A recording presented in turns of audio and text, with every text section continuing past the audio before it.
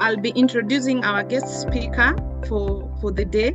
But just before we start, we get to that, I would like everyone to put in the chat, when we are talking about this big topic, employee experience, what does it mean to you? Maybe in 2 or 3 words. Let's just have a feel of what are we looking at when we talk about employee experience. We can just put that in the chat even as we go on, so that we are sure we are all aligned. So I will begin by introducing our speaker for today. And we are privileged to have Ann Kabinga, is an organization culture and change management specialist with over 20 years of experience.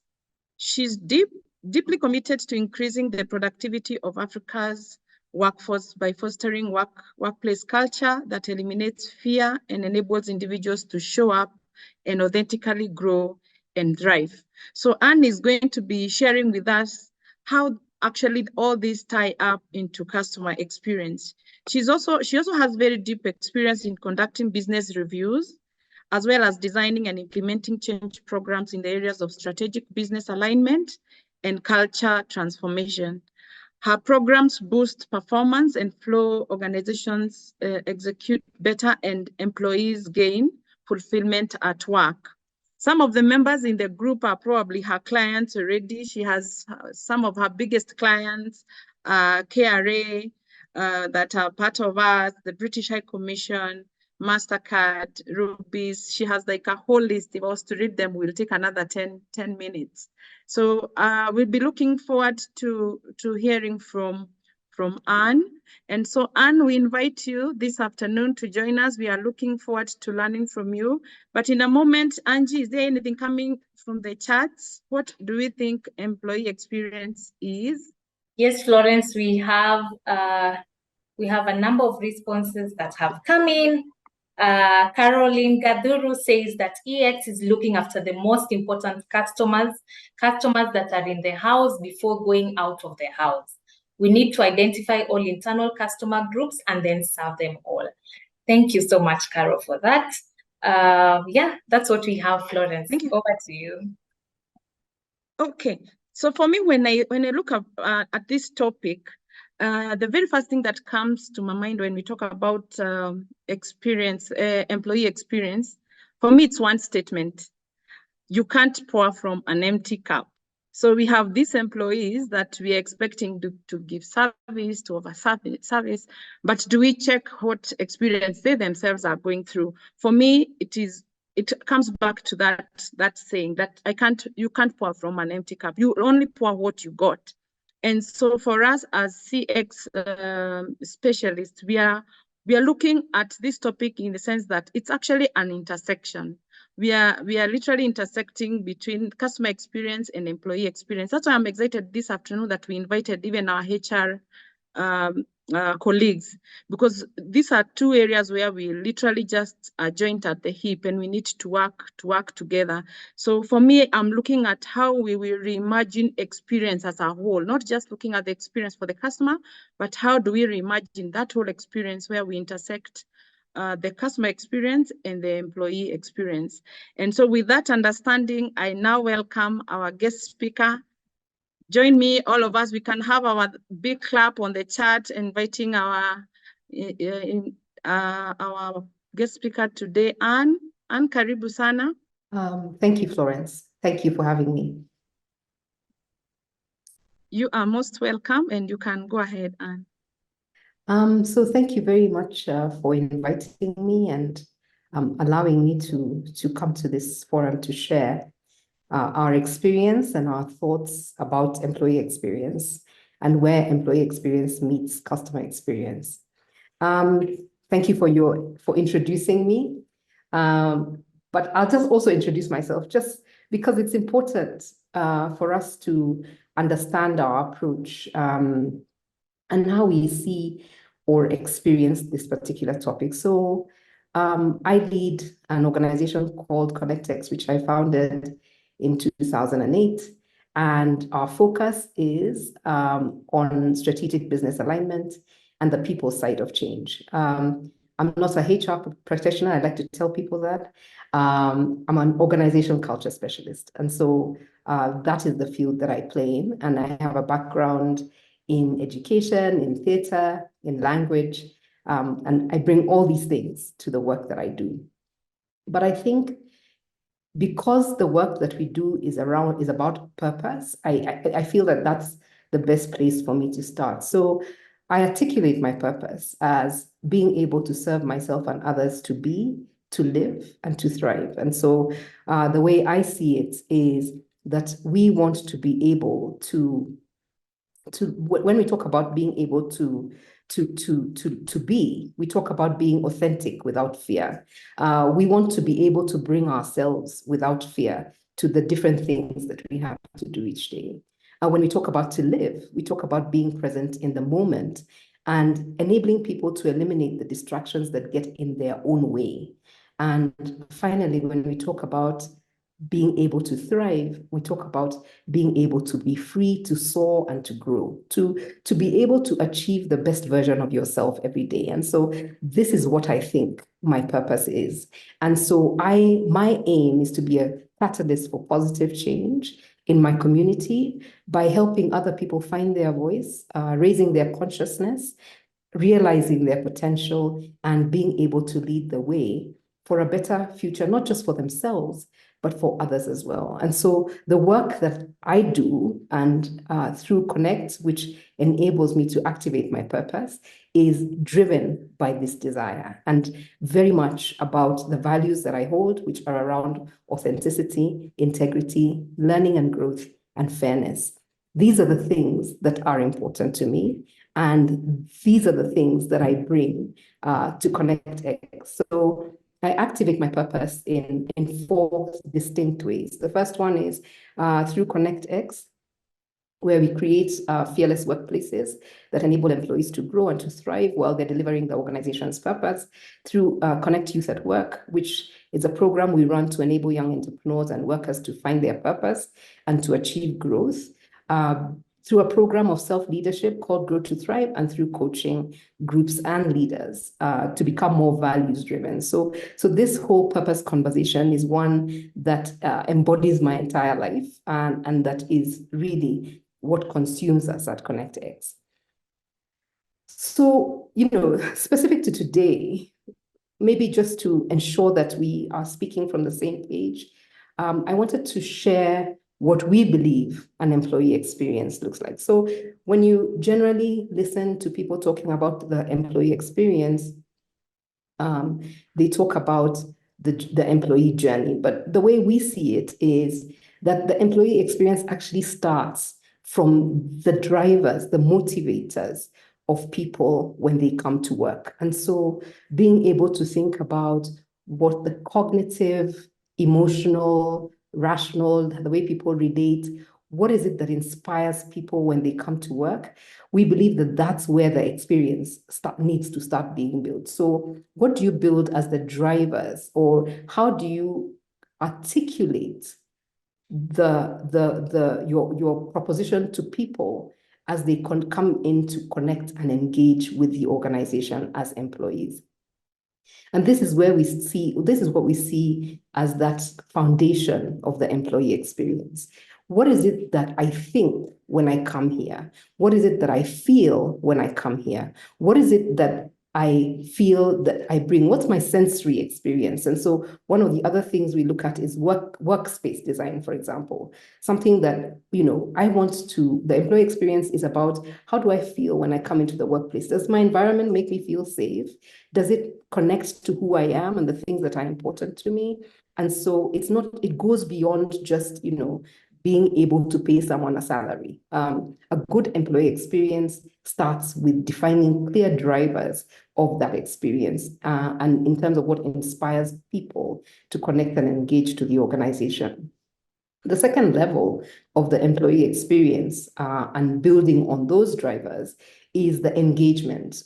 So what the experience is from the point of attracting people to the point where people exit and become part of your alumni. And, you know, we talk a lot and we think a lot about exiting people, but how can we create employees that actually become our advocates while they're in the organization and when they leave the organization? So that for us, the engagement is the second level of the employee experience. And finally, the employee experience is about the culture of the workplace, and a good workplace culture will lead to retention, will lead to engagement, will lead to passion. For us, this is the area that we work on the most.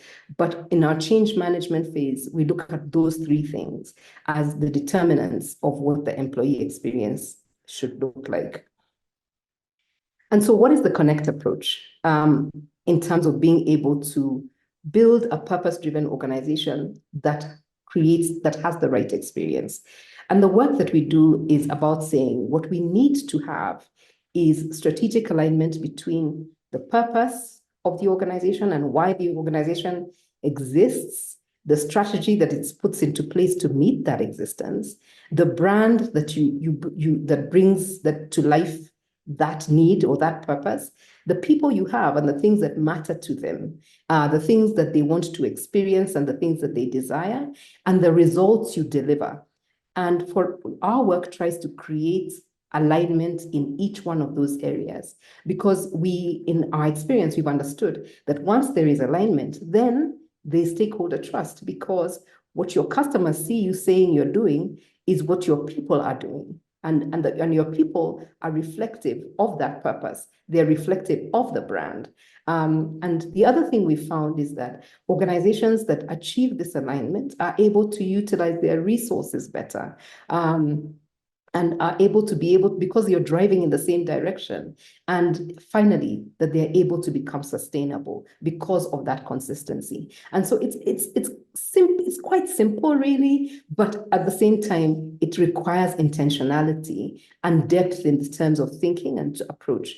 So it covers an extensive part of the organization, and not just the people side, but also just what, as I said, those drivers you put in place and that structure that you put in place to be able to support people to live the right culture.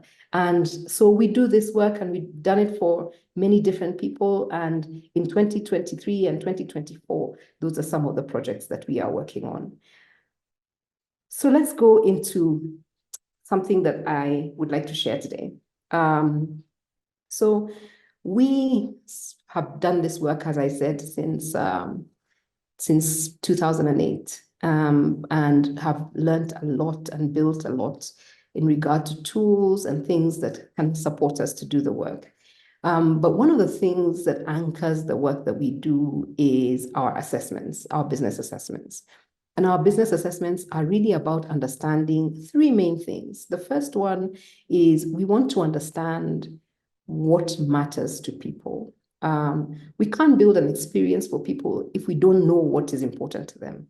So we want to know what matters to them. What are the values of the individuals that work within your organization? What is it that they want to bring to work?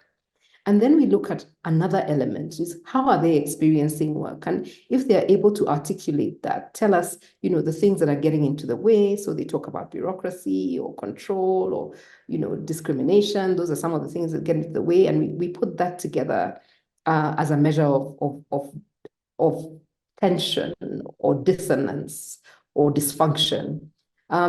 We also, when we ask people how they're experiencing work, we also check whether they're feeling that their workplace represents who they are. Am I coming to work and being able to show up? Am I feeling that I'm contributing to this culture that we have? We also like to see, when we're looking at how they're experiencing work, how processes and systems and policies that are there and the behavior of leadership, the criteria of success, the things that are being emphasized in the strategy, whether those things are being experienced by employees in a positive way. And so there are many different things that we're looking for. We're also trying to see whether employees are experiencing work in a balanced way. In a balanced way means that they feel like the organization is fulfilling its needs, but they are also fulfilling their needs. Because we spend so much time at work, we need to be able to feel that work contributes to our personal needs for safety, for inclusion, for growth. And so we check that as well. And then the third thing we check is what the employees desire for the future. And the main thing around that is being able to establish whether the things that they desire are aligned to the things that the organization needs in order for it to execute the strategy that they have in place. So those are the things that we look at. And so we do this at an organizational level, but since COVID happened, we've been doing it at a national level because we feel that, while people in different organizations experience work differently, there's also a commonality that comes about a shared experience, a shared struggle. And so we wanted to understand, how are people feeling? So the results I want to share are from our latest survey, and I'm just going to share the highlights. If you follow us on LinkedIn or elsewhere, you can be able to see a series of webinars that we've been running, covering the full results in different ways, through different lenses. But today I just want to share some highlights with you, and then speak to what I feel that, or what we feel that implies or that means for professionals in customer experience. So as I said, we've been doing this work for a long time. And so what we looked at is what the results from all the surveys that we did before COVID told us. They told us that people valued corporate worthiness. They valued the ability to be in an organization, to be part of a big organization or something that was respected and valued. They valued the ability to self-manage, and they valued loyalty, being able to stay. And when we did our COVID assessment, which we did 3 months into COVID, which was June 2020, we saw a significant shift. And this is not new. This happens all over, and it has happened through the years. Whenever we have a pandemic or a global catastrophe or social catastrophe, what happens is our values are challenged, and very often our values shift. The things that become important to us change if something significant happens in our lives. And so when we took our COVID assessment, what we saw is that people started to value less the corporate worthiness and more the ability to be able to make a contribution. And so, it came through in simple things. Like, for example, I remember stories around people who had taken their Mercedes and were now selling vegetables by the roadside, because it stopped being about what you think of me and more about how I make myself survive, how I do the things I need to do in order for me to bring value to the table, to bring something to the table. So personal contribution became a very big thing during COVID. The other thing that we saw that people started to value a lot more was the ability to change in order to grow. We found that people started to think about, what else can I learn? What else can I do in order for me to be able to survive through this? And so we saw people starting to value things that would enable them to change and grow. And finally, we started to see people valuing humanness a lot more than they did before, in terms of desiring that human connection at work and in all the spaces that they are, desiring to be able to connect more with their families and with their friends. And that started to become a lot more important based on the challenges that we face in COVID. So we said to organizations at the time, this is fantastic that people want to bring their personal contribution. It's fantastic that people want to change and grow, and we need to leverage it and start to do the things that will will enable us to capture this energy and use it positively for the organization. And so with some of our clients, that taking that opportunity and harnessing it has really been a real game changer in terms of ensuring that you start to build a much more positive culture. But what we also saw is that in many organizations, because there were so many things that they needed to focus on, that didn't necessarily take precedence. And so I'll share a bit more about what we are seeing from an organizational point of view. So in 2023, we started to identify that we seemed to be on the brink of something, that what COVID had turned us to be or made people become, the values that had started to motivate them, those things and the way the organizations were behaving were starting to come to a head. And so we saw a lot more dissatisfaction, a lot more conflict, a lot more unhappiness, and just general apathy at work. And so we thought we wanted to understand what's really happening now. And so we did our COVID, our recent assessment. And in our recent assessment, we are seeing that while the values of people have not shifted that much, what has shifted is what is more important. So, for example, balance is starting to really become important. People's ability to trust themselves, my ability to be able to trust myself, to be able to survive, that need for autonomy is a very big thing now. We're also seeing authenticity coming up to the top as a big thing, as well as creativity, so that I need to be creative so that I'm able to solve my problems as I go along. We are also seeing humanness being very important, and personal contribution, me bringing value, also still important, but a changed priority, and I'll explain why that's a change priority. So people haven't significantly shifted, but we're seeing some things that are concerning to us, and that's why we feel that there's a very high urgency to be able to deal with this if organizations want to thrive, if organizations want to deliver results for their stakeholders. It's important for us to make the shift for these people, for this person. This person is confident. This person is prepared to go the mile, and this person wants to bring value, is prepared to bring value, but will find the place where they add value if you're not providing it for them.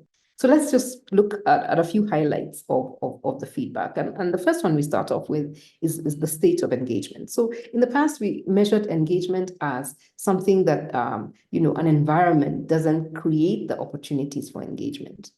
What we saw with this assessment is that employees are consciously choosing to disengage from the organization.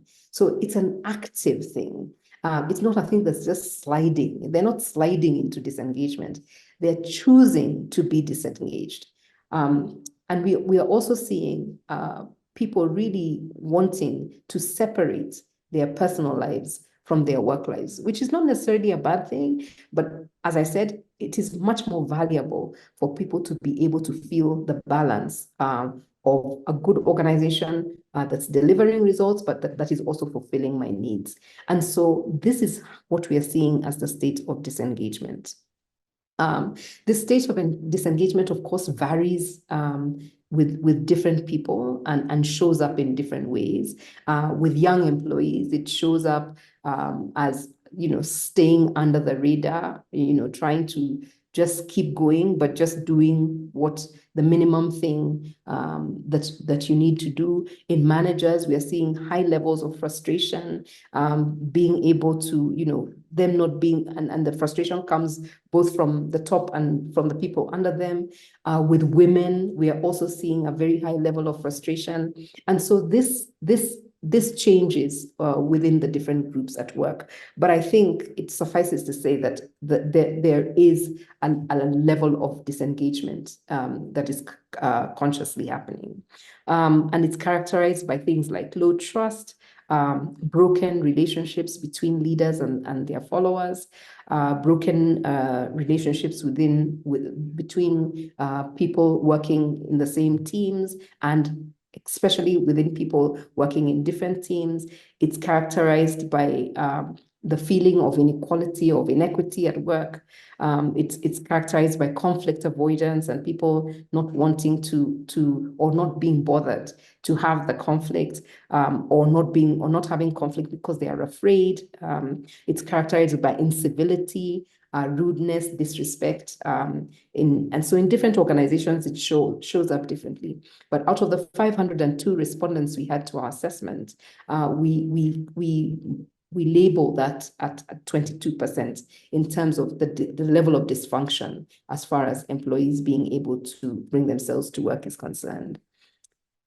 The other thing we notice is that as far as well-being is concerned, this is a real challenge.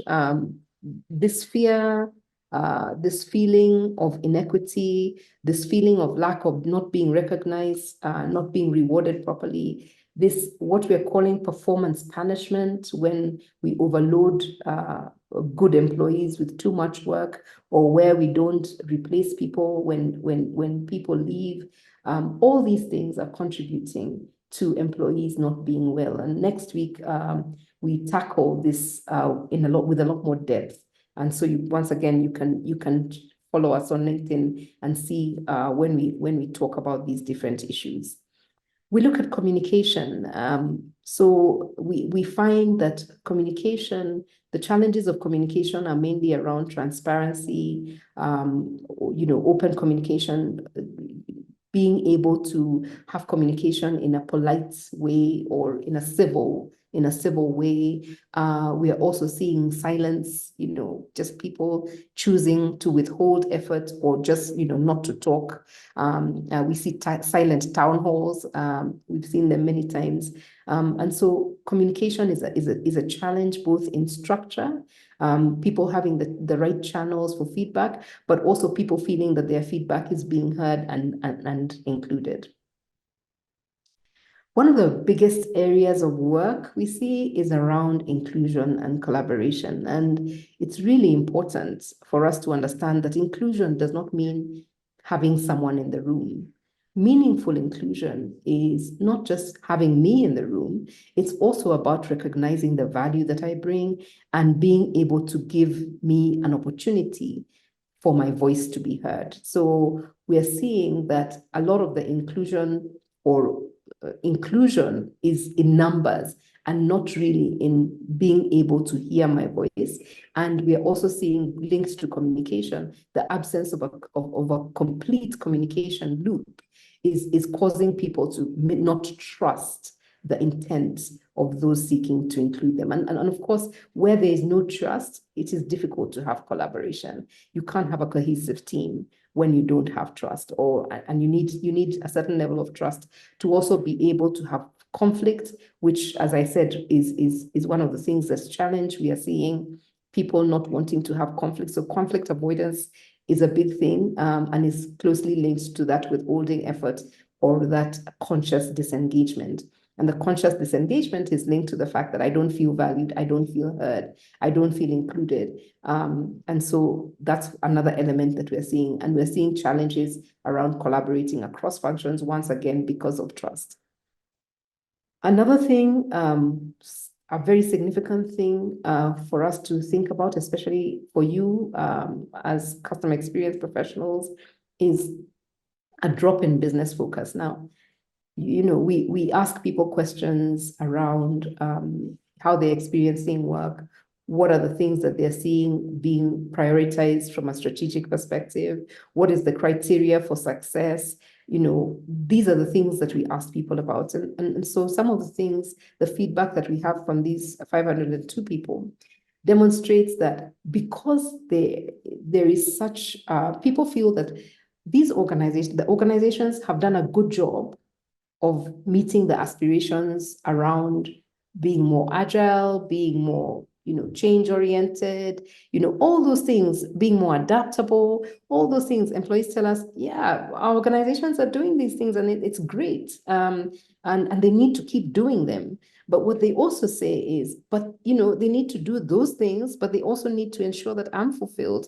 And so that's deficiency, where people feel that the organization doesn't care about them, doesn't value them, leads people to not focus on the business. And so that is a very serious concern. And that is something that we need to address. How do we make sure that we don't lose sight of the reason why we work where we work? How do we make sure that people feel that they understand and they are committed and willing to contribute to the thing that will enable organizations to thrive? And so it's an area that needs attention. And finally, the other thing we saw is an absence of focus on sustainability. Much as we are seeing organizations reporting, giving us all these reports around what they're doing to create sustainable organizations or for a better world, what we are hearing from employees is that a lot of the focus is very short-term, a short-term focus, or a lot of the experience that employees have at work is about a short-term focus. So all these things about social justice, environment, and all those things don't show up anywhere. Once again, a high deficiency in meeting personal needs will lead to this. It will lead for people to not be thinking about common good and about a long-term perspective. And so these are the things that are showing up to the work. So if we were to summarize this, we would say for a lot of the feedback that we got, first is that managers are in crisis, and we need to think about how we can be able to support managers with the skills that they need to be able to manage people properly, with the communication structure and tools that they need to be able to communicate more transparently and openly.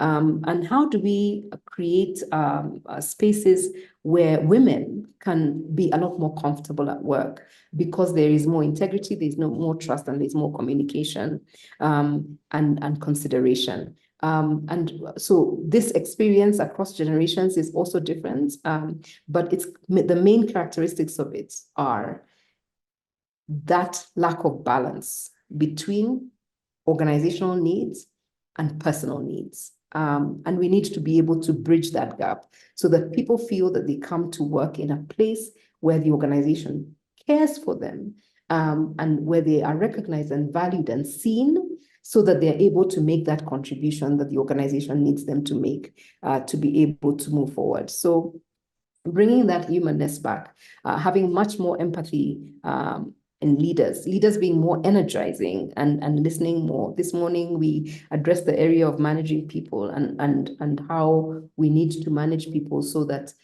they feel a lot more included. And so we need to be able to have these conversations with our teams.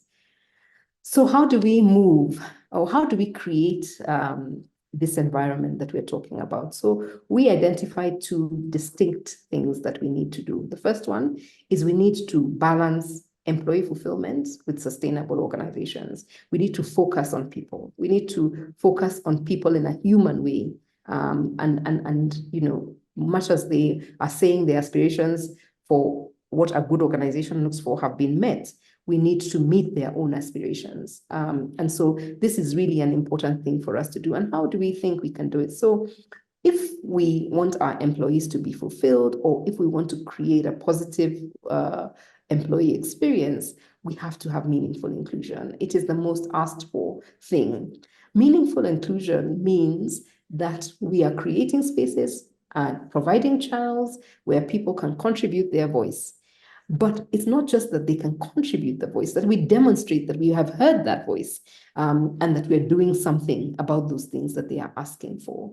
Because these people brought themselves to the party when COVID happened. They took pay cuts. They did more work than they previously were hired to do, because some people didn't come back to work or people quit. So they took on a lot more work than they did. They did all the things they needed to do in order for the organization to survive. Now, what they're asking for is that you need to include me as well. Not just tell me what to do, include me in making the decisions, include me in providing a space for my voice and so on. And so we believe that if we have meaningful inclusion, we will have collective accountability because people will feel that their effort is being acknowledged and utilized.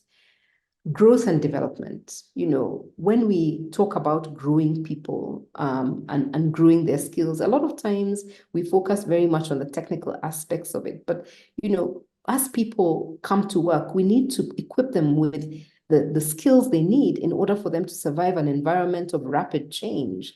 And so because we want our people to be able to change with our organizations, we need to equip them with skills around resilience, for example, around technology, new skills around how they speak to people in different generations. And so that intentionality around building development journeys for employees that are more focused on them being able to adapt is important. Organizations have done it for themselves. Now they need to do it for their people. And if we do the right things around growth and development, we will have radical adaptability. We will be able to change because that's the world that we're in. It's changing constantly. And so we need to be able to prepare our people to adapt and to grow with that change so that they don't feel insecure at work. The other thing is around recognition and reward. And when people value personal contribution, they want you to acknowledge that they made that contribution. And they want to be rewarded for participating. And we've come to appreciate the importance of people feeling valued, of recognition in making people feel valued. And not just, it's thank you. It's being able to say thank you. It's being able to point out and say, you know what, so-and-so did this for that department, or so-and-so, being able to call out individual contribution is important so that people are able to see that you recognize what they do for the organization, you recognize the value that they bring, and they need to be rewarded for it. And so, people feeling that, we've done everything for this organization, it's now survived and it has been on track, but now we are expected to just continue accepting less. This is the problem that we are having. And so if we recognize and reward people properly, we will have sustained performance. It will result in sustained performance because people will feel that they're being able to bring themselves to work and will start to feel that this disconnection, that this conscious disconnection that is happening will not happen. And then the other thing is around building that long-term perspective and building a long-term perspective. It can be seen as a controversial thing, especially in a world that is changing and we don't know what the next 5 years is going to look like. We don't know what it's going to be like in 5 years. But the fact that the world is changing doesn't mean that we shouldn't be dreaming or sharing visions of what success will look like in the future. And so being able to build that capability or that long-term view with your employees through transparency, through clarity, through engagement, once again, through inclusion, those things will help us in terms of helping employees to have a long-term perspective and not just be thinking about, well, I just need to make it until tomorrow, because that survival mindset leads to many other negative things that emerge. When people are only focused on their own survival, their own ability to fit in, their own, being recognized for performance, when that's the only thing, that's a self-interest and a fear-driven interest. And we need to move people to a place where they start to think about, what is my purpose in all this? What is the value that I'm bringing?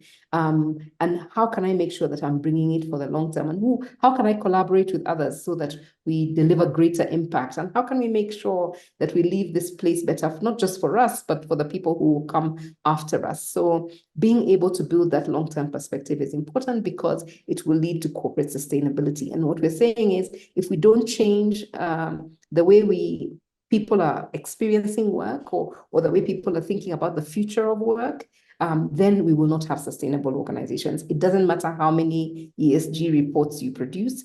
If your people are not, if they're not anchored in purpose, then it's not going to work. It's not going to be sustainable. It's going to be superficial.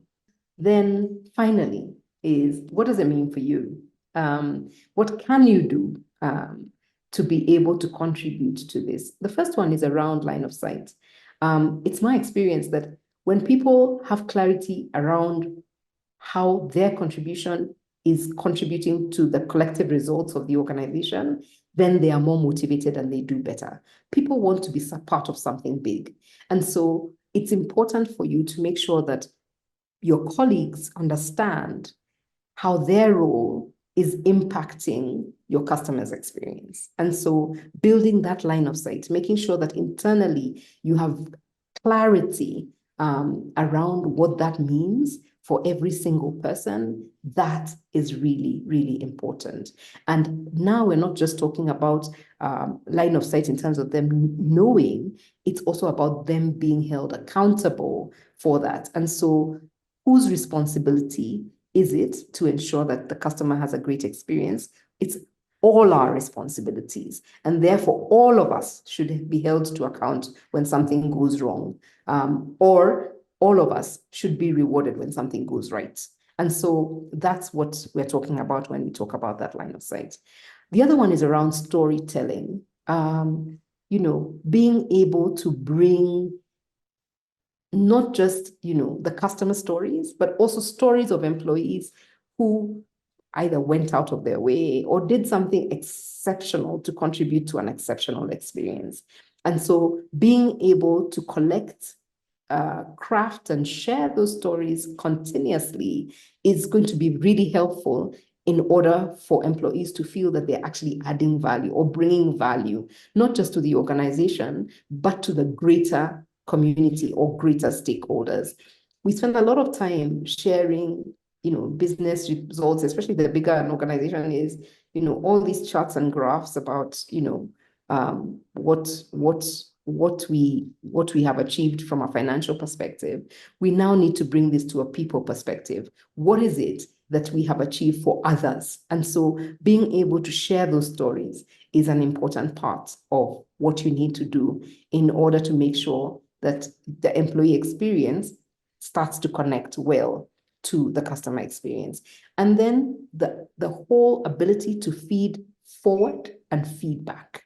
So, we don't just wait for things to be able to go wrong in order for us to provide feedback or even to go right. But in terms of being able to anticipate what is needing to happen, in terms of being able to talk about the things that could be potential challenges and risks, is an important thing for us to be able to do. And we need to be able to have these as open and straightforward conversations. If we know that there is urgency in doing this, if we see that there is urgency, we can't be wasting time sugarcoating things. We need to be able to start to have more, more direct, more clear conversations as far as feedback on both negative and positive things is concerned, and be able to call out individuals on those elements. And, that goes back to building trust, which is also not a very big thing. It's about how do we make sure that we drop the egos, we drop the bureaucratic play, and understand that every single person has something to offer for this to happen well. We recognize that, they know it, we know it, and how do we make sure that we start to focus on why we exist, on the purpose of the organization, and not just on our titles or, acronyms and jargon and fancy words and graphs and charts, but to start to bring that back to work. So that's what I wanted to share. I don't know what, Florence, would you like to take questions, or how would you like to move forward? Thank you very much, Anne. Oh my goodness, my notebook is full. I didn't think there was, I'd never seen it from that aspect. I thought the components of actually employee experience were much fewer in my mind. So today I have really broadened my insights on this. This is a time I welcome everyone to put through their questions. We can do it on the chat, but we can also have one or two people just, if you have one, you can raise your hand, a question to our speaker today. And if you have a question you want to type into the chat, we can have that too. So maybe you can have one for Anne as the others are typing, one that I thought through, especially now that we've seen that the biggest challenge right now is actually trying to create an alignment between the personal values and the organizational values. So we realize most organizations already have their values cut out. And these are values that obviously are tied to their core purpose or their missions and visions of their organizations, which already exist. But as we've seen with pre-COVID, during COVID and today, there's actually a transition. But then what we notice is that most organizations are also not matching the time. So you have values that have been in existence, for example, for the last 10, 15 years. Organizational values. So do they still apply, or how do we now create that alignment to match the today's value demand? So in these times, one should never be married to anything, because we talk about a world that is changing rapidly, and people changing rapidly.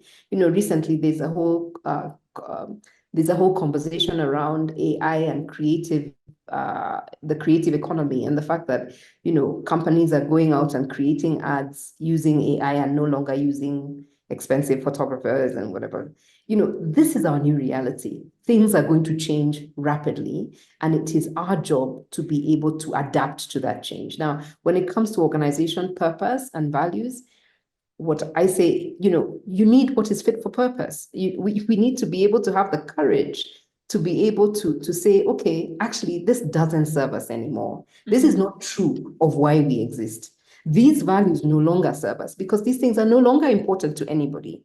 We are saying that pre-COVID people valued loyalty. Who cares about loyalty anymore? After all, how long do I know? I don't know what's going to happen next month. I just want to be the best version of myself today, not tomorrow or next week, today, because today is what counts.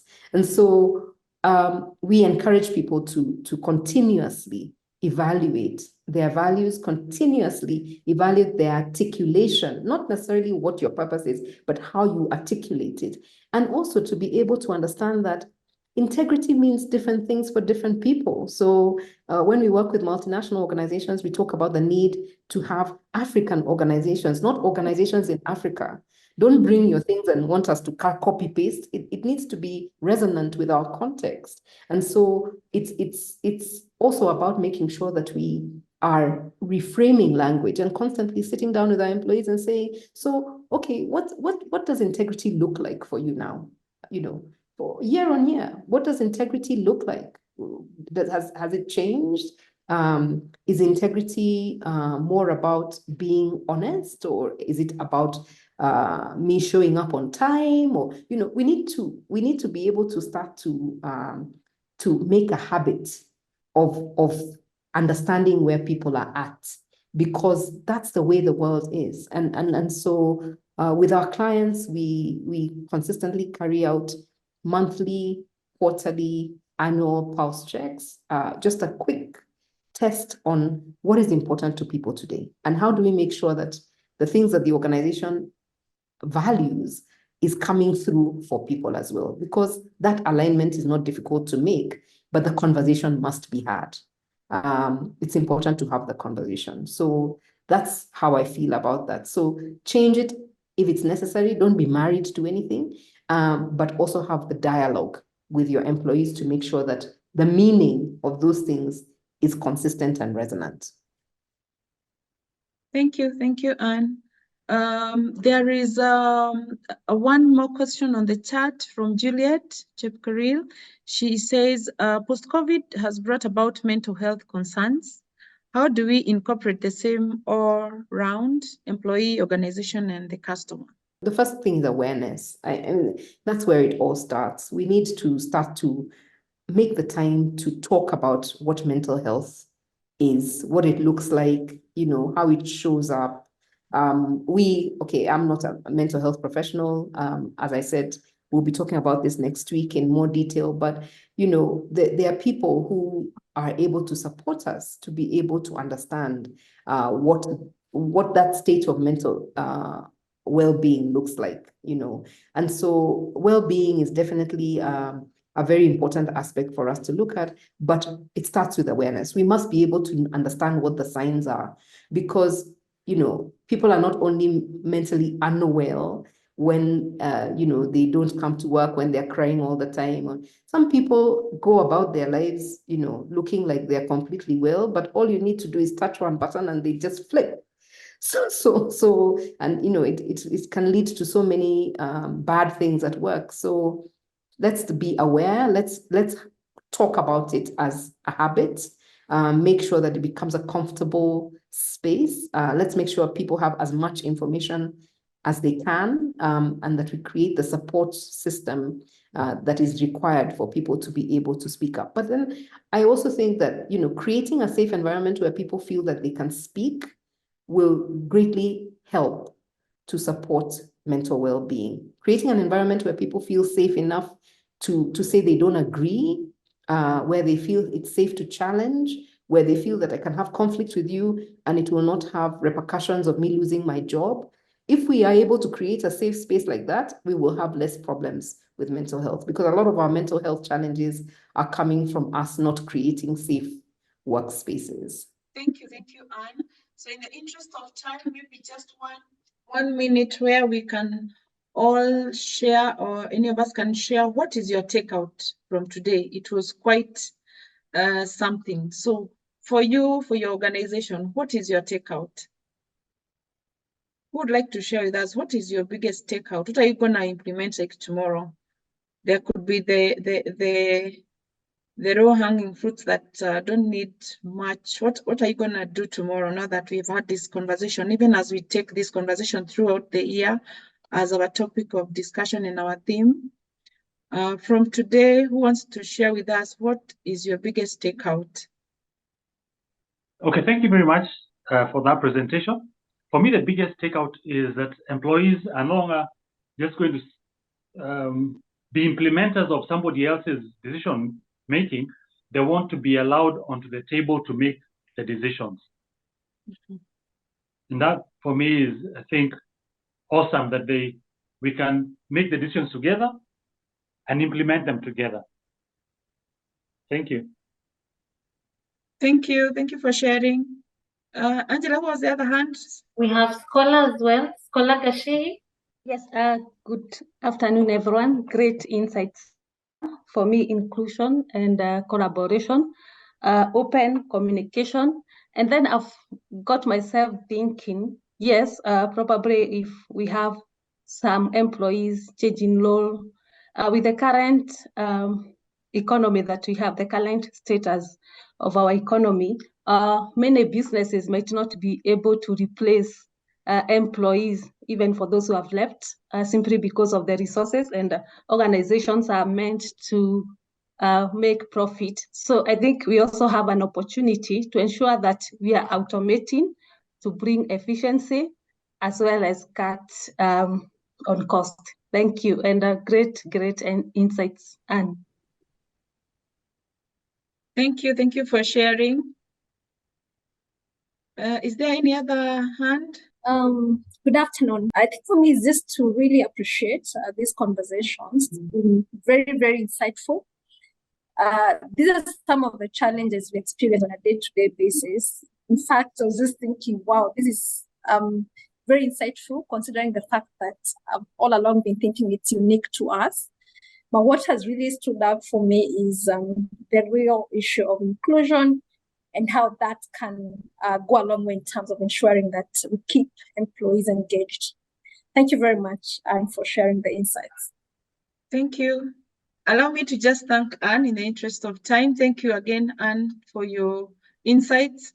There is really so much to take home, and it actually has just changed my whole thought of what employee experience is really about. It's quite broad, and so it's really just being keen on what to to narrow down on what is important to the employee, not what the business thinks is important to them.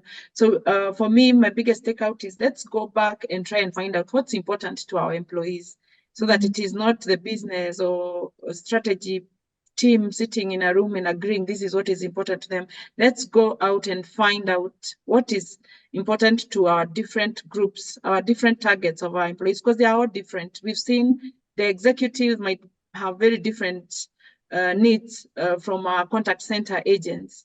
So, and for me, the tool that I like to use for that is the employee empathy map. Just draw an empathy, use the empathy map as your tool to just figure out what is important for the contact center employee, what is it for the finance person, because we realize it's not a one fit all. So if we really want to understand the needs of the employees, then we really need to go down and get it from them. So Angela, I would like to give this back to you. Thank you so much, Florence. You have done an awesome job moderating this session.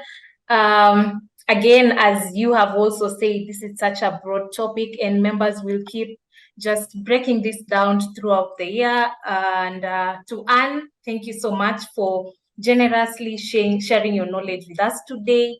Your insights have been very valuable, and our members can attest to that.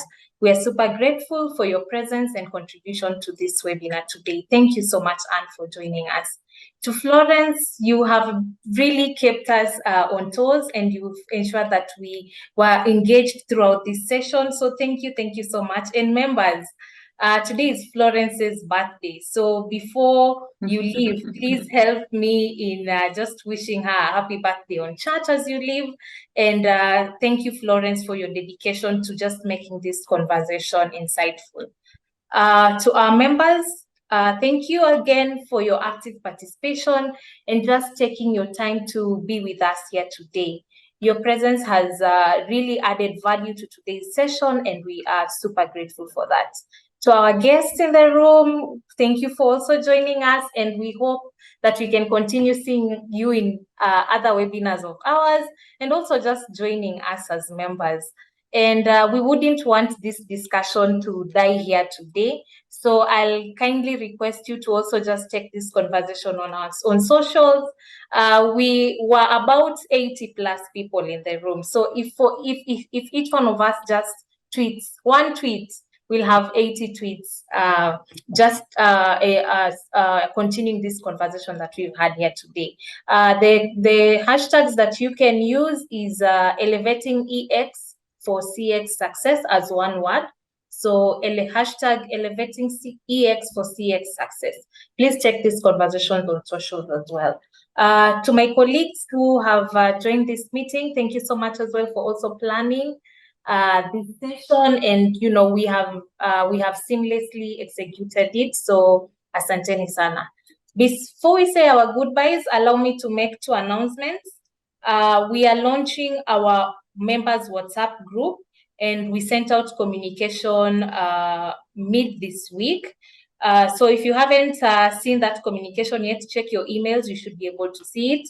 We're encouraging you to please renew your membership. That way you can be part of that group as we continue to grow together. Our second announcement is that we will be having our Africa's annual conference, and we are taking it back to Mombasa.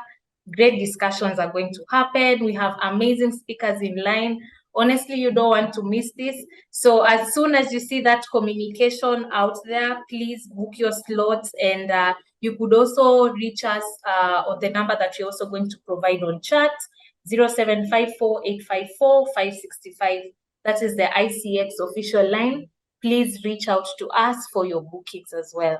From the board and as the Secretariat, we want to thank all of you for your active participation, and we look forward to more amazing sessions with you throughout the year. Enjoy the rest of your afternoon, and until next time, we say goodbye. Bye, everyone. Thank you so much for joining us.